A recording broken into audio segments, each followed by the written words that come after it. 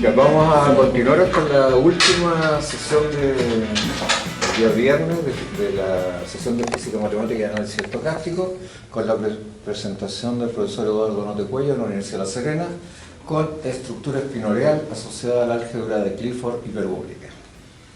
Muchas gracias. Muchas gracias por la invitación a la sesión.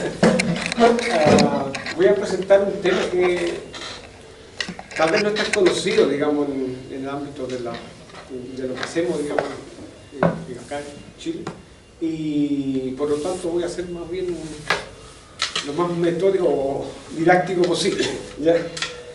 Bueno, tengo que agradecer a la Dirección de Investigación de la Universidad de La Serena porque me apoyó, digamos, económicamente para estar acá, digamos, en este congreso.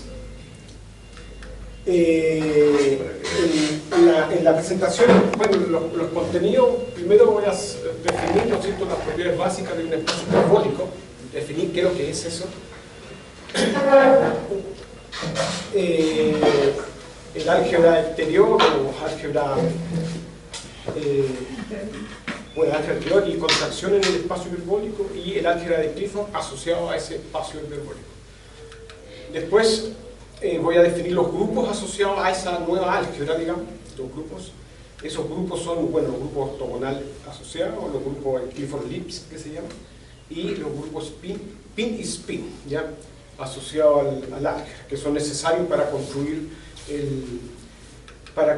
la estructura espinorial del asunto. Bueno, y después finalmente construir la estructura espinorial significa entonces ver los fibrados, cómo funciona eso ahí, ¿ya?, y fibrado referencial asociado al álgebra, y finalmente definir la estructura espinorial del esquema que hemos construido. ¿Ya? Para que, como introducción, para mostrar para dónde va la micro, digamos, en este asunto, es lo siguiente. Por ejemplo, si uno tiene un álgebra de Clifford de multivectores o de multiforma, que puede ser, son cosas paralelas, digamos, un fibrado de un álgebra es un fibrado vectorial, ¿no es cierto?, asociado es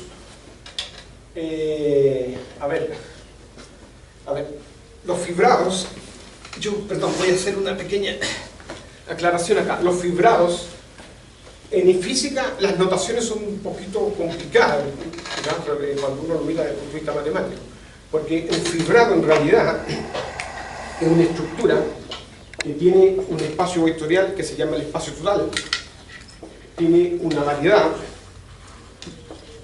tiene una proyección, porque este es el espacio total, hay una proyección que va a la variedad, tiene que estar definido un grupo de Lie en el esquema, y finalmente tiene que haber lo que se llama una fibra típica, ¿ya? Entonces, ¿cómo funciona esto? Uno tiene la variedad acá, el fibrado son cosas así, y por ejemplo, si esta es la fibra típica, que es una de estas fibras, estas funciones son las proyecciones, las proyecciones van de el espacio total en M, y estas cosas están relacionadas con unas cosas que se llaman trivializaciones, ¿ya?, que van a la fibra típica. Y si uno tiene por ejemplo, una fijota tiene dos trivializaciones, acá se construye que se llaman las transiciones, que son cosas así. Entonces estas transitan acá, y estos son elementos del grupo que aparece ahí en el esquema, ¿ya? Así funciona el asunto. Entonces, en este caso, el fibrado, un fibrado vectorial, está isomorfo al fibrado principal, que es este que está acá, que es una cosa como esa, pero es en particular y este es un espacio vectorial que se toma en la propia álgebra como espacio vectorial, porque el álgebra es un espacio vectorial, ¿ya? Y 1, 3, porque siempre, bueno, en física se trabaja en 4 dimensiones, ya, con significa 1, 3, que es lo normal. Ya puede ser general, pero no tiene mucho sentido hacerlo en general si no siempre existen estas trivializaciones hay resultados que muestran que existen solamente para el caso cuatridimensional, ya para dimensiones mayores no necesariamente, entonces hasta ahí nomás, ya. Entonces acá, en esta teoría, el espacio-tiempo es cuatridimensional y no hay más, no hay espacio-tiempo de muchas dimensiones, eso no existe acá. Entonces se construye de esta forma, perdón. Y la estructura espinorial asociada a eso es un fibrado con su respectiva proyección y además una función que relaciona este fibrado principal con este otro, donde el grupo acá es el grupo de las transformaciones ortogonales con determinante 1, ¿sí? Y además que satisfacen esas condiciones ahí. Luego que se tiene esa construcción, en el caso de... ¿Puedo hacer una pregunta? Sí. Ese P con eso abajo, ¿qué significa?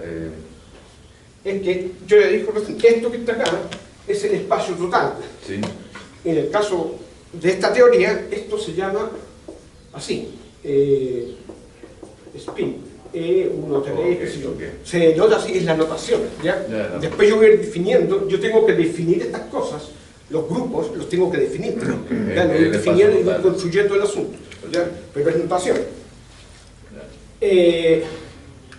Después, por ejemplo, para una variedad lorentziana cuatridimensional, uno tiene el fibrado principal, de esa forma, y a partir de ese fibrado uno construye, ¿no es cierto?, por ejemplo, el operador que se llama operador de Dirac, que está encima de este fibrado. Este fibrado tiene una L ahí porque dependiendo cómo la acción del grupo, que puede ser acción a la derecha, a la izquierda, aparece la R, aparece la L, ¿ya? Por ejemplo, es una acción a la izquierda, ¿ya? Porque el grupo que se tomó allá tiene acción, el grupo que transita acá puede tener una acción a la derecha o a la izquierda, dependiendo, y ahí van apareciendo los distintos fibrados, ¿ya? Entonces, en este caso, se define un operador de Dirac de esta forma, y con ese operador de Dirac se definen las ecuaciones de campo. En este caso, la ecuación de Dirac arriba de ese fibrado es eso que está ahí, ¿sí?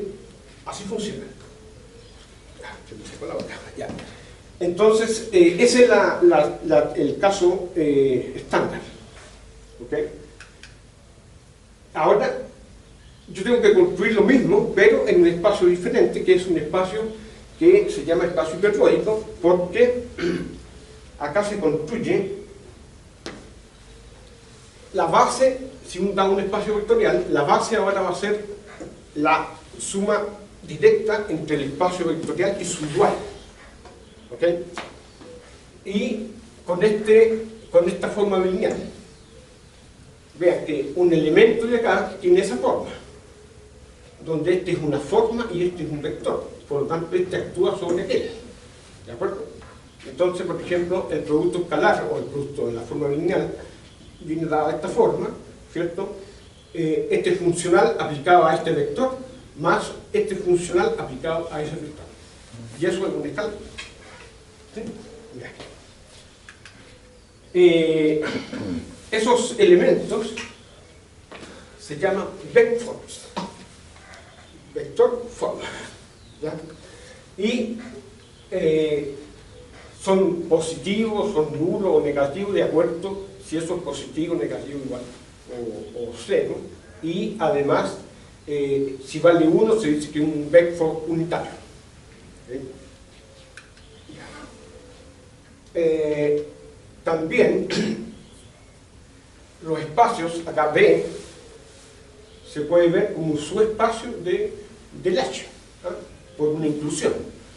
Y en ese caso se dice que los espacios son totalmente maximalmente isotrópicos. Isotrópicos porque el producto, esta forma lineal de un elemento de B es cero. ¿De acuerdo? Es cero porque uno puede colocar un elemento de acá como X sub 0 más X sub estrella más 0. 0 aplicado a esto, ¿ya? Entonces, siendo que el elemento es distinto de 0, su forma lineal es 0. que son isotrópicos. El álgebra de Grassmann, o el álgebra exterior, ya de este espacio hiperbólico, entonces viene dado de esta forma, ¿no? Donde, bueno, este es el espacio vectorial, de esta forma ahora, y el producto acá, la forma lineal, bueno, viene dada por la forma anterior, ¿no es cierto? Se entiende por linealidad. Y estos operadores que son de involución, reversión, puntuación, que vienen dados de esta forma, eso es más o menos similar al caso del álgebra convencional. Por ejemplo, la involución, que se coloca un gorrito arriba, es menos 1 elevado a r por el mismo elemento. Entonces, por ejemplo, si este es un multivector homogéneo, se puede generar esa fórmula. A ver, los elementos de acá, cuando yo digo que es homogéneo, significa que el elemento es una R forma ahí, porque en general el elemento tiene una componente cero forma, uno forma, dos, o biforma, pero y así sucesivamente. El álgebra de Grassmann no es conmutativa, ¿no es cierto? No, Es anticonmutativa. no, para nada. ¿Sí? De hecho, cuando uno opera el producto cuña, opera en la Es que en realidad está asociado a fermiones. Claro. Si tienes el operador de Dirac metido ahí. No, el operador de Dirac en este contexto se define así, pero hay... Sí, pero está definido para fermiones en general. Por eso las álgebras de Grassmann son anticonmutativas. Claro. Conmutan Sí, entre ellas. no conmutan. Ya. No conmutan para nada, son asociativas, sí. Y el producto de contracción se define en este caso a la izquierda se define de esta forma, ¿ya? Porque el producto del producto en el álgebra de Clifford se define como una contracción y un producto cuña, ¿ya? Es así la definición, ¿ya? Entonces uno tiene que definir el producto de contraído, a la derecha y a la izquierda, más el producto exterior, y con eso forma el producto para el álgebra de Clifford. Bien. Y ahora, ahí está, ¿se fijan? El lambda HB, el producto de Clifford para un X en este espacio hiperbólico, uno lo puede expresar de esta forma.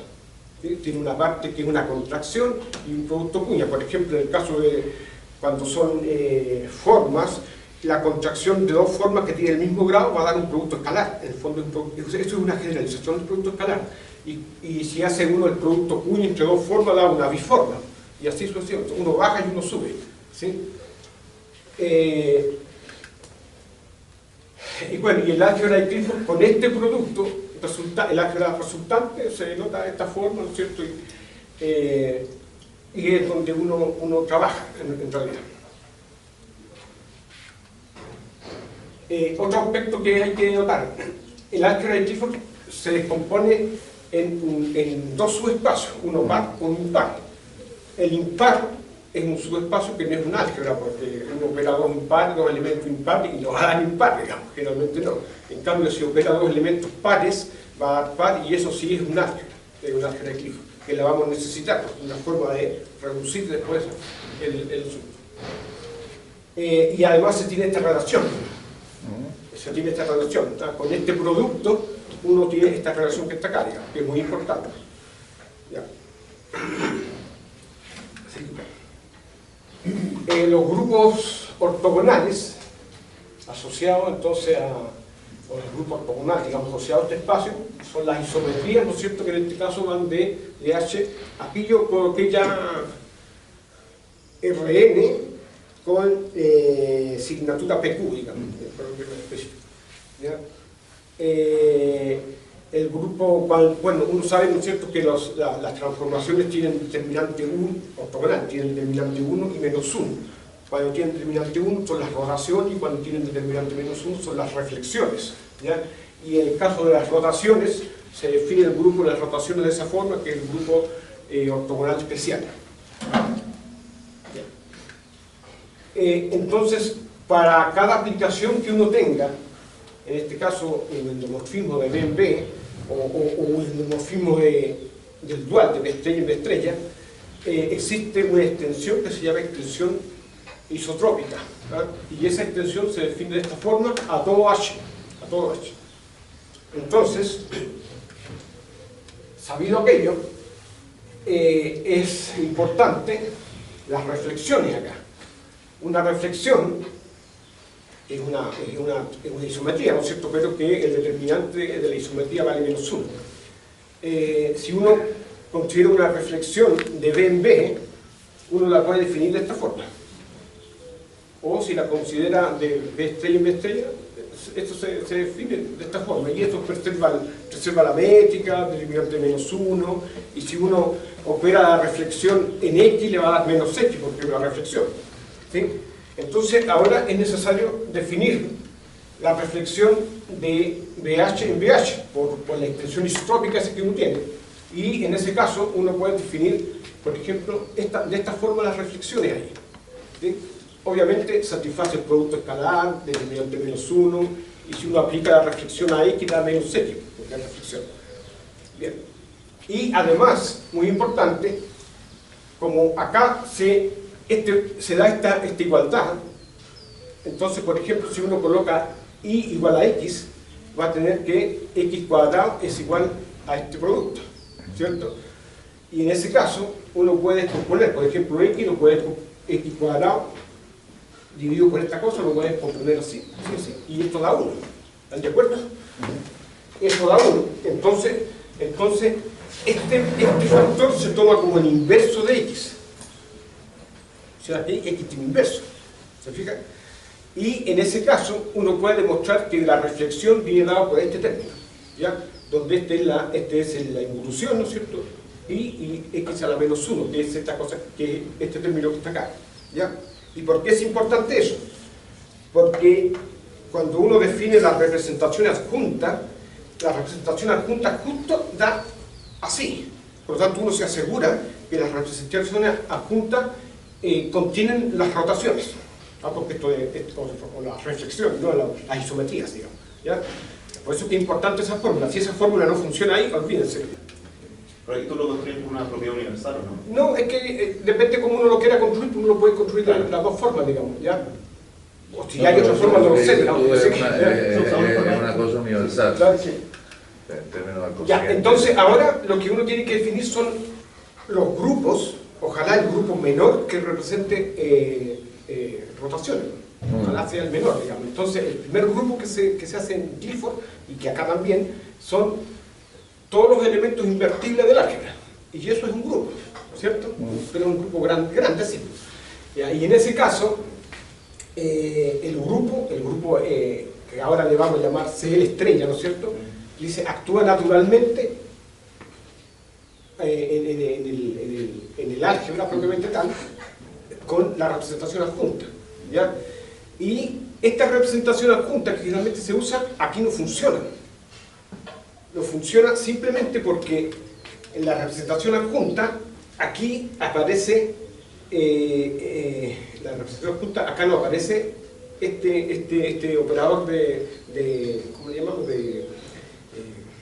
No me acuerdo cómo se llama, el operador que es menos cuando es par y es más cuando es par, ¿ya? Entonces deja fuera las reflexiones cuando uno quiere definir el asunto. Entonces funciona lo que le llaman representación adjunta torcida o retorcida o twister, no sé, ¿sí? Esa es la que funciona, digamos, ¿ya? Y en ese caso, bueno, esa representación actúa, ¿no es cierto? Toma un elemento del grupo, lo lleva a los automorfismos del álgebra, ¿ya? Y de esta forma, ¿no es cierto? Toma X, lo tira para X, y el X toma un U que está acá y lo lleva para el mismo, y de esta forma, ¿ok? Y esto justamente es una reflexión, ¿se fijan? Ya. Ahora, este add que usan los físicos, a mí no me gusta mucho, entonces yo le cambié el nombre, ¿ya? Muchos le cambian el nombre, los matemáticos le cambian el nombre, y es más como, mejor llamarle error, alguna cosa así como una función, ¿ya? Entonces, es más cómodo después. Entonces, si le llamamos, vamos a usar entonces la representación adjunta retorcida, que le vamos a llamar rho de X, y vamos a definir el grupo que se llama Clifford-Lipschitz, y este grupo, ¿cierto? Son los elementos del grupo que está definido arriba, pero con la característica que esto, que justamente es eso, esté en el espacio para todos los B en ese espacio, entonces se achica un poco, ¿ya? Aquí la involución se llama, porque la involución ahora se va a denotar por alfa. Alfa es el X gordo, ¿verdad? Porque es mejor anotarlo como operador y no con esos símbolos. Ya. Entonces se define este grupo que es un poco menor al grupo que está acá, ¿ya? Porque tiene esta restricción. Y uno puede, primero, bueno, la acción de la representación adjunta sobre el gamma ahora, por ese grupo, es de esa forma que está ahí, así es la acción. Pero también uno puede ver que la imagen de esta representación adjunta son el grupo ortogonal, porque da justo la reflexión, pues se fija que es una isometría. Entonces, si uno lo mira así, eso es un homomorfismo sobreyectivo, y el núcleo es un múltiplo de la identidad del álgebra, digamos, ¿ya? Y R estrella son los reales menos el cero, porque siempre eso tiene que ser positivo, da positivo. Bien. También ahora vamos a restringir más ese grupo y vamos a definir la norma. La norma se define entre el álgebra de esa forma, ¿ya? Donde la norma de A es A por el conjugado de A. ¿Ya? El conjugado es las reversiones y las ¿cómo es? Perdón. Y la involución.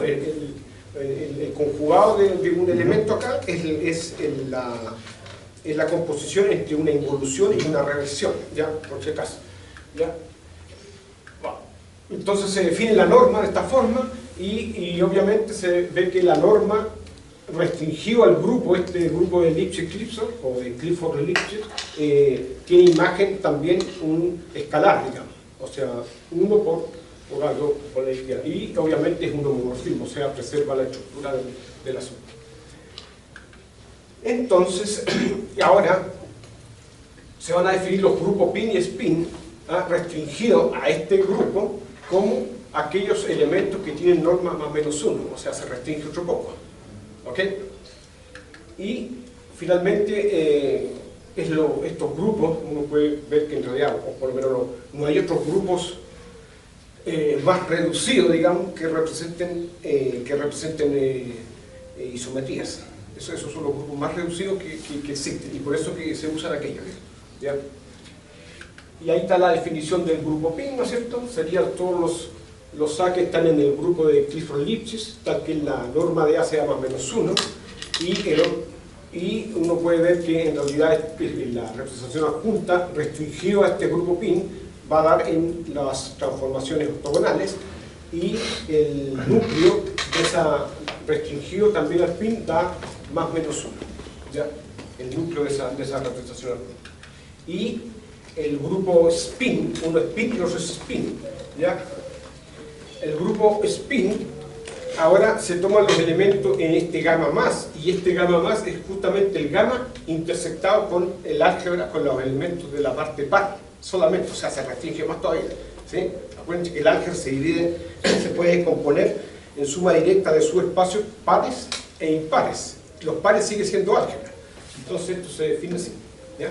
Y también se puede ver que la imagen de esta representación adjunta restringido a este grupo spin son ahora las rotaciones de determinante 1, son el grupo de transformaciones, el grupo ortogonal especial, ¿sí?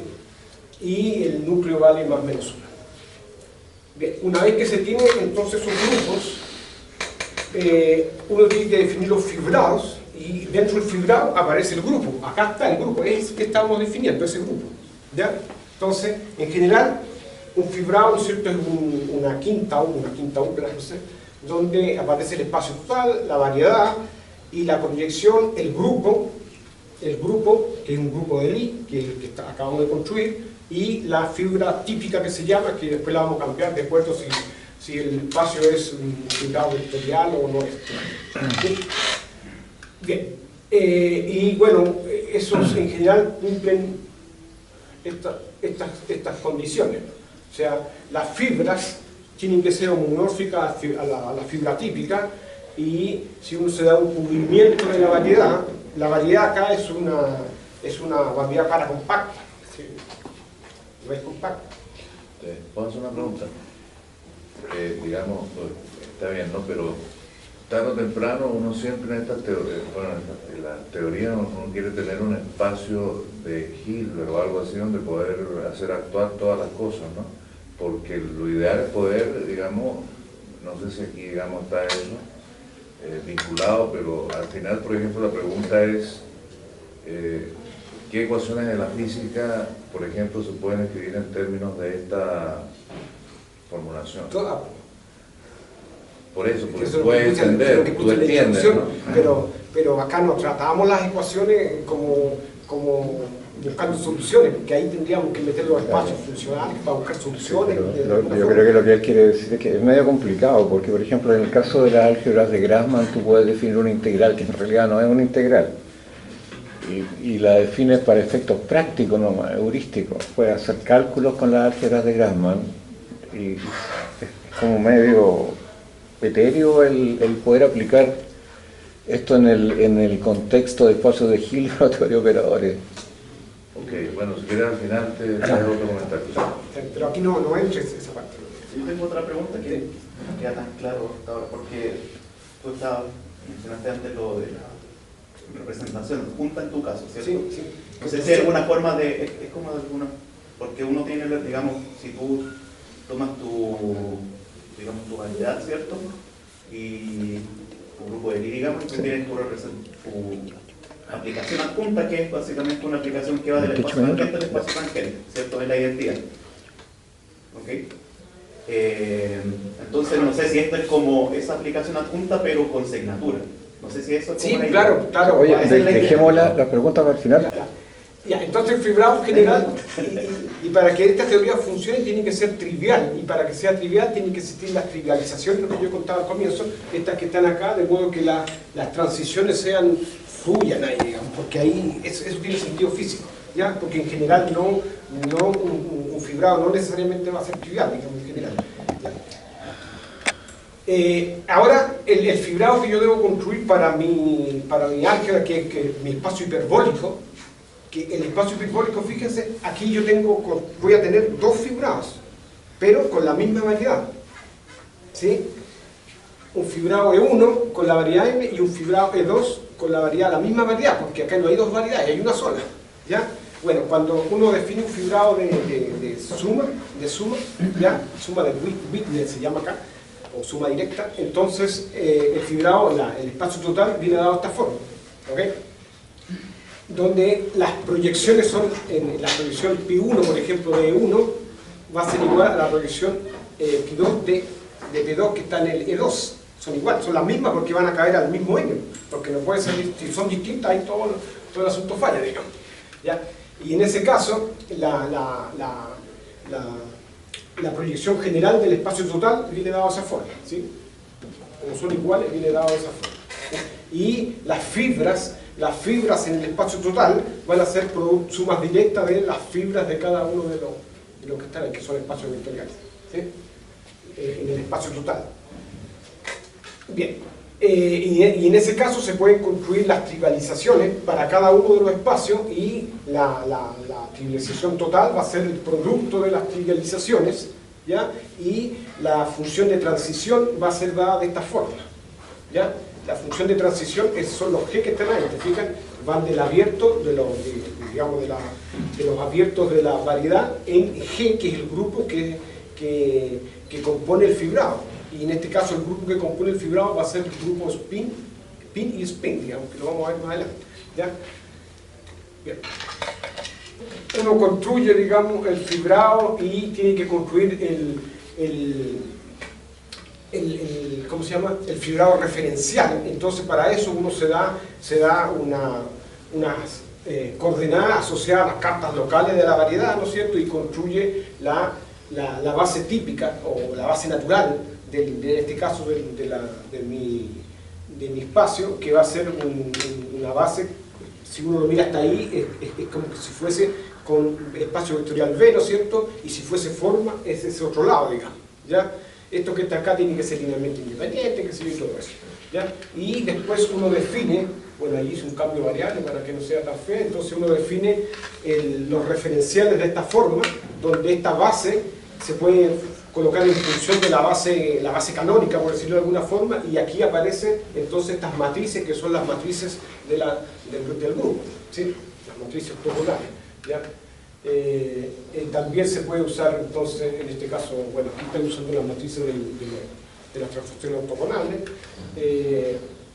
y en este caso el fibrado referencial reducido, digamos, a uno ortogonal, se denota de esta forma, y como al comienzo, ¿no es cierto?, donde ahora este es el grupo ortogonal asociado a un espacio hiperbólico que yo tenía, ¿sí?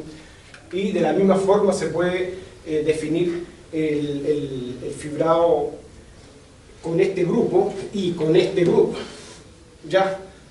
De modo que aquí hay una relación entre estos, los elementos, este grupo y este, hay una relación porque uno tiene la representación adjunta, ¿no es cierto? Y además tiene un isomorfismo entre este grupo y aquel, digamos, y los puede relacionar.